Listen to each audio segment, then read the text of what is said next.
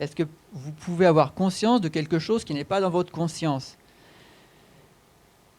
Et si on y réfléchit un peu, tous autant qu'on est, on ne peut pas être conscient de ce qui n'est pas dans notre conscience. Donc en fait, on se rend compte en fait que la conscience, c'est la conscience, et on est tous dans cette conscience. Donc finalement, je me dis, on se prend pour quelqu'un, et en fait,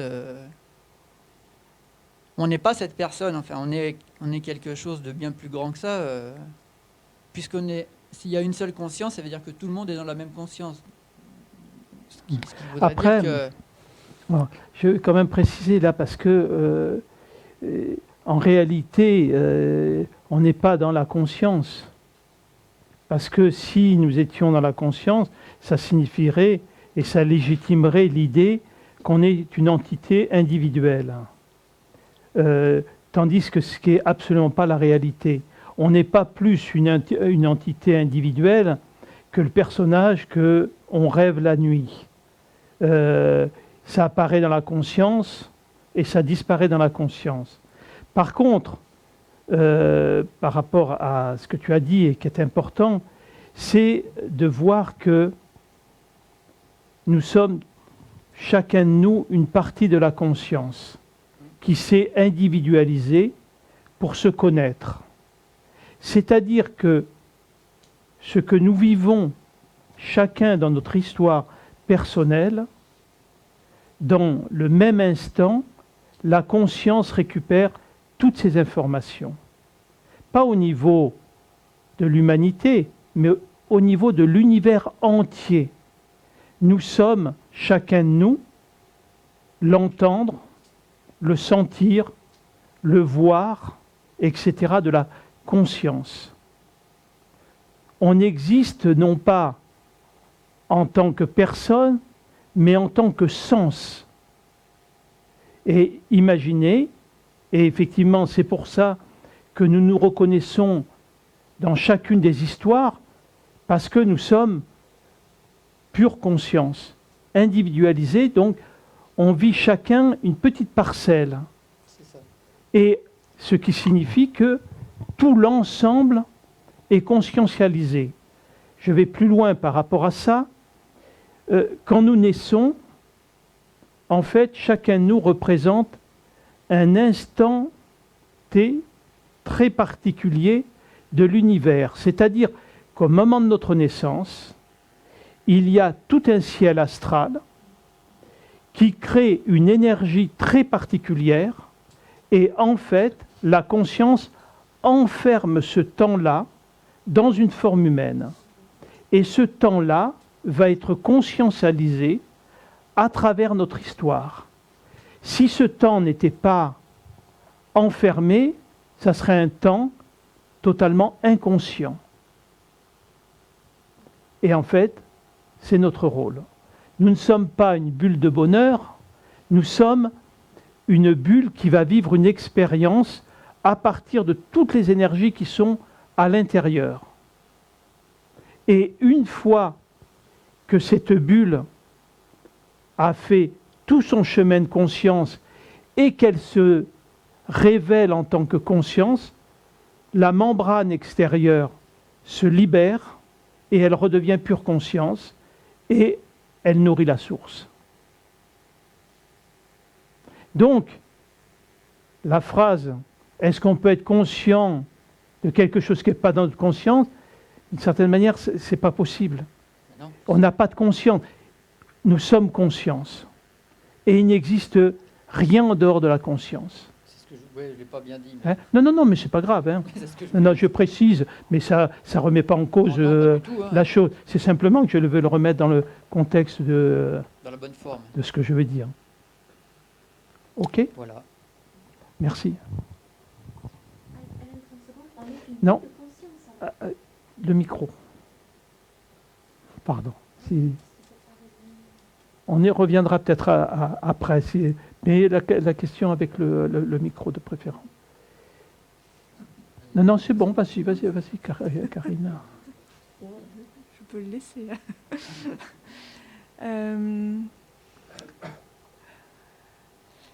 Je viens avec l'expérimentation en ce moment de l'impermanence des émotions et du coup un ancrage un petit peu plus dans l'instant présent en ce moment, où effectivement quand on me demande comment ça va, à des moments je me dis mais j'en sais rien, je suis juste là et ça va quoi, et là maintenant ça va, tout va bien. Pourquoi l'impermanence? Est-ce que tu peux préciser? Oui. L'impermanence des émotions et des sentiments. Qu'à un moment donné, si j'ai de la joie qui me traverse, c'est très bien, mais je sais que le moment d'après, ou dans quelques temps après, ça peut être autre chose. Et peu importe, puisque de toute façon, après, ça changera encore. Et ça, c'est quelque chose un petit peu nouveau dans mon expérimentation, je veux dire, dans mon ressenti, de ne pas m'accrocher à quelque chose de négatif qui apparaît, de pas voilà, être dedans complètement et de peut-être... De ne pas l'auto-justifier. Oui, voilà. Hein, d'accord. De prendre une distance peut-être par rapport à ça. Ok, d'accord. Donc il y a ça. Ensuite... ça fait 2 nuits que je me réveille avec une peur. Je me réveille et j'ai une peur en moi qui vit dans mon corps, mais que je ne sais pas identifier, que j'arrive à raccrocher à rien. Voilà, Et voilà, ça fait un peu suite à ce qu'on disait juste avant, c'est que nous sommes conscience. Donc ce qui signifie... on peut bien imaginer comme un poisson dans l'eau qui ressent toutes les ondulations de l'eau. À la différence que cette conscience, le poisson, il est dans l'eau, mais il n'est pas l'eau. Hein, si on peut le dire, on peut le voir comme ça. Tandis que nous sommes purement et uniquement de la conscience. Nous sommes uniquement de l'électromagnétisme. Ce qui fait qu'il y a le fait que nous sommes émetteurs, mais nous sommes aussi récepteurs. C'est-à-dire que nous sommes traversés par toutes les vibrations.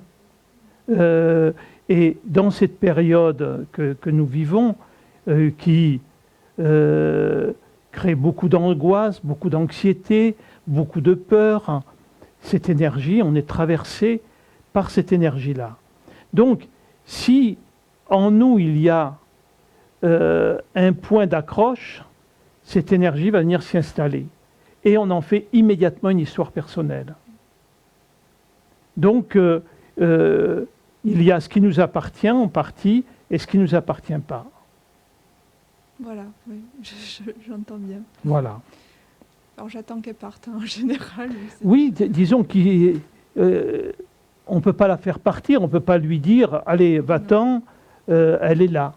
La seule chose, c'est de ne pas en faire une histoire, pas l'auto-justifier, parce que dès qu'on va l'auto-justifier, elle va immédiatement s'amplifier et le mental va, notamment le mental discursif, qui est lié au jeu personnel, va aller chercher immédiatement toutes les expériences, toutes les croyances, toutes ces mémoires pour pouvoir construire une histoire à partir de cette peur.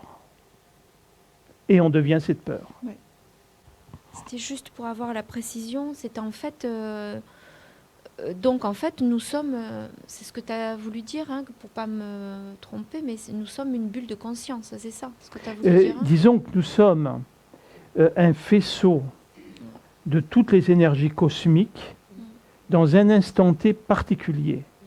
Et en fait, c'est ce que choisit la conscience, toutes ces énergies particulières qui sont en phase au moment d'une naissance. Et à ce moment-là, la conscience se révèle à l'intérieur de cette réalité-là. Et nous vivons cette réalité-là que nous allons mettre en conscience. C'est-à-dire que chaque instant va créer une histoire et on va faire quelque chose de ces énergies particulières qu'on reconnaît en partie parce que la science, on n'a pas toutes les données, mais l'astrologie en est un petit grain de sable. Mais l'astrologie ne tient compte que de 7-8 planètes. Mais il y en a des milliards, et il y a des galaxies, et toutes ces énergies sont en phase. D'accord. D'accord ? Oui, oui, c'est bon. Bien sûr. Du coup, est-ce que ça veut dire qu'il y a un but qui est d'aller nourrir la conscience que chaque... Non. Il faut sortir de l'idée d'un but. Parce que pour qu'il y ait un but, il faut qu'il y ait une fin. Et en réalité, nous vivons dans l'éternité. La conscience ne naît pas et ne disparaît pas. Elle est d'une manière éternelle. Donc il ne peut pas y avoir de but. Il y a juste quelque chose qui, la conscience, par ses expériences, elle connaît tout d'elle. Et par ce fait-là, ça ouvre encore d'autres possibilités. Donc il n'y a pas de but en fait. Et de la même manière que dans notre vie, il faut cesser d'attendre. Parce que si on regarde, on est tout le temps dans l'idée de quelque chose de mieux, de quelque chose de différent, etc. Donc il faut se libérer de l'idée du but, de l'idée d'un sens, mais juste de vivre ce qui nous est donné de vivre. Même pas accepter, accepter un effort. Accepter, ça signifie qu'on pourrait refuser. C'est accueillir. Quand vous allez au cinéma, est-ce que vous acceptez ce qu'il y a ?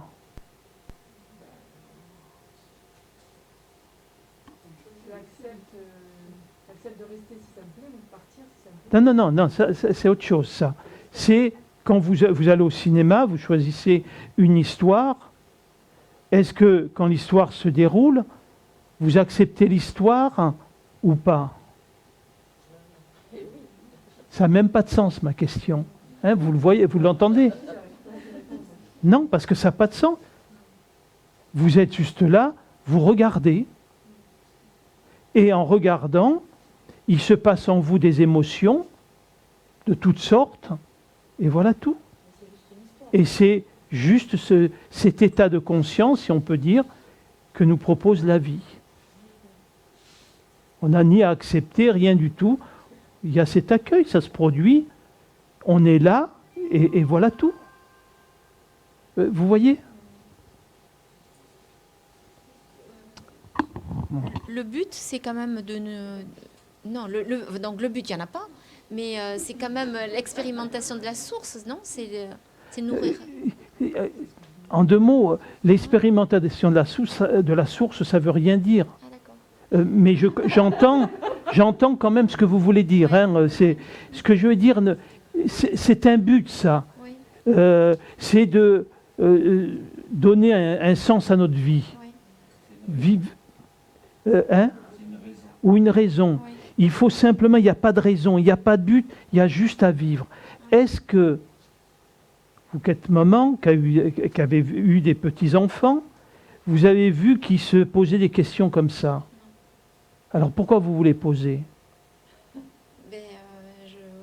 D'accord ? Et est-ce que vous pensez, qu'en vous les posant, vous êtes plus heureuse que quand les enfants ne se posaient pas ? Certainement pas, non. Voilà. C'est ça la vie. C'est pour ça que Jésus disait « Viendront à moi les petits-enfants ». Parce que c'est quand même étrange. On a toute une période de notre vie, notamment l'enfance, où on vit sans se poser de questions, dans une espèce de tranquillité, du moins quand on n'est pas dans une famille maltraitante, bien évidemment, hein, mais où c'est tranquille, on ne se pose pas de questions. On n'est pas là à aller voir nos parents en leur demandant « Est-ce que tu vas me donner à manger à midi ?» Hein, on vit. Et tout d'un coup, on devient adulte, et comme si adulte, on devait trouver un sens à notre vie. Sachant que le seul sens qu'on peut donner à notre vie, c'est la direction vers où se situe le cimetière. Qu'est-ce que vous en savez ? Vous l'avez lu ? Je le sens. Non.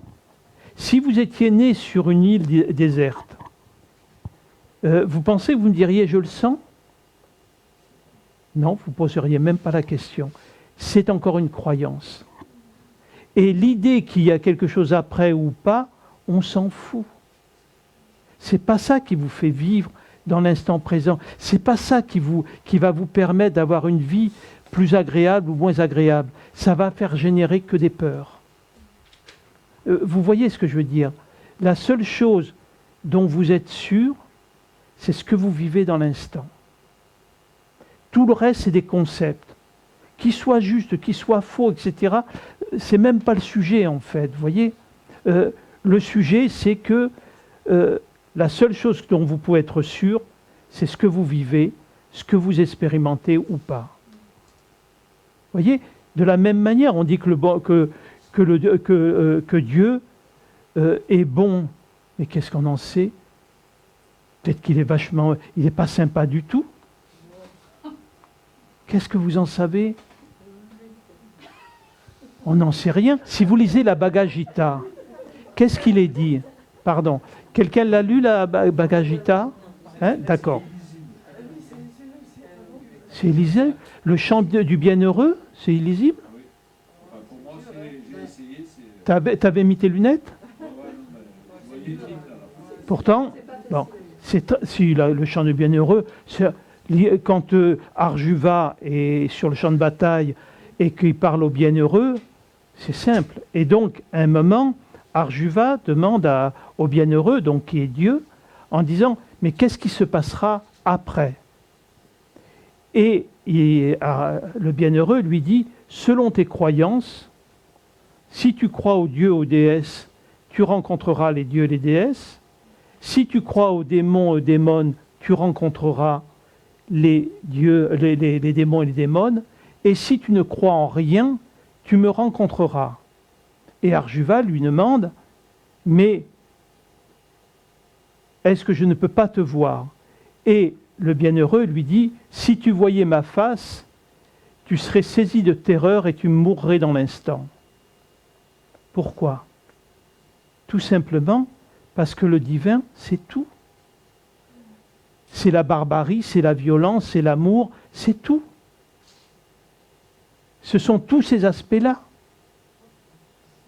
Et donc, il ne faut pas croire que dans l'univers, ou je ne sais où, il y a un petit endroit de paradis, et là, on va nous chouchouter, etc. Si on regarde le monde, si vous changez les lettres, ça fait le démon. D'accord ? On dit tout le temps qu'on est dans l'action. Donc on est toujours en train d'en faire toujours plus. Le paradis, c'est quoi ? C'est paradis, c'est-à-dire avant la parole. C'est-à-dire qu'on est dans l'enfer, on est tout le temps en action. Et on est dirigé par le monde, c'est-à-dire le démon. Si on veut trouver le paradis, il est nulle part ailleurs qu'en nous, c'est-à-dire dans ce silence tranquille, dans ce silence aimant. Voyez ? Et il n'existe aucun autre endroit que celui-là. C'est-à-dire que si, effectivement, on est enfermé dans cette identification au corps, ça n'a pas de fin. C'est ce qu'expliquait très bien Bouddha. Le corps arrête de fonctionner parce qu'il n'a plus d'énergie. Immédiatement, vous êtes au niveau du corps astral qui reproduit exactement la même image que vous, et ça continue, et ça continue. Vous êtes tout le temps dans le même rêve. Au moment où, effectivement, il va y avoir la fin de cette identification, à ce moment-là, la conscience se libère. Et il n'y a plus d'identification, donc il n'y a plus d'après pour vous. Vous voyez ce que je veux dire ? Donc, c'est de pas se laisser prendre par les croyances, par tout ce qui peut être vrai, mais c'est les expériences des autres. Donc, que la réincarnation existe ou pas, ça change quoi ? Rien du tout. C'est votre vie, là, dans l'instant, qui créera votre éternité ou pas. C'est-à-dire, c'est dans cet instant où la conscience pourra se révéler ou pas. C'est le seul but, si on peut parler de but. Vous voyez ?